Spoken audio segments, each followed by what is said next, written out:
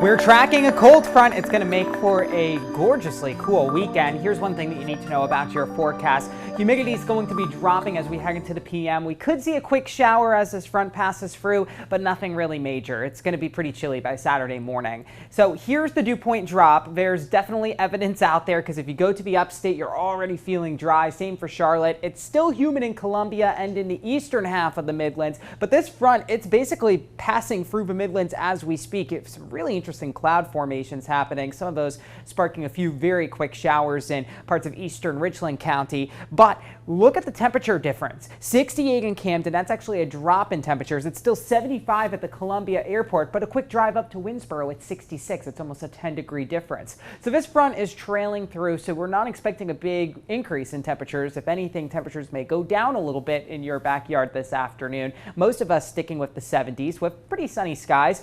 Chilly overnight because we have clear skies and that northerly breeze, so 40s and 50s, pretty widespread, at best 50s on Saturday morning. We make our way into the 60s right around game time and even some upper 50s as you head out to the west in Newberry County. We make our way into the 60s all across the board Saturday afternoon. I'd be surprised if any of us get into the 70s, but we've got a lot of sunshine.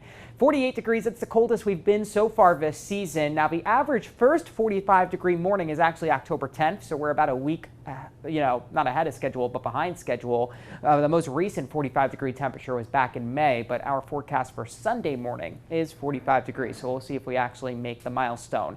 But things are still tropical in Pamela's backyard. Check out her pineapple. I love showing these pineapple plants because a lot of people don't know how they actually grow. But you keep it in a pot for a few years and you can actually get a pineapple here in South Carolina if you bring it indoors. And the tropics themselves are busy because we have a 20% chance of development with that swirl in the central Atlantic. And in the Caribbean next week, we're watching for a 30% chance of development. That's over the next 5 days. And that swirl has a 40% chance over the next 5 days. So its chance goes up. The models are picking up both the GFS in blue and the European in that reddish color on something in the central Atlantic for the middle of next week, and then the Caribbean as we go into this time next week. So we're going to have to watch and see what happens. There is the potential for some tropical development, maybe seeing our next two named storms, but our forecast looking great. We're looking at a lot of sunshine for the weekend and temperatures rebounding above average for next week. We've got more News 19 after this.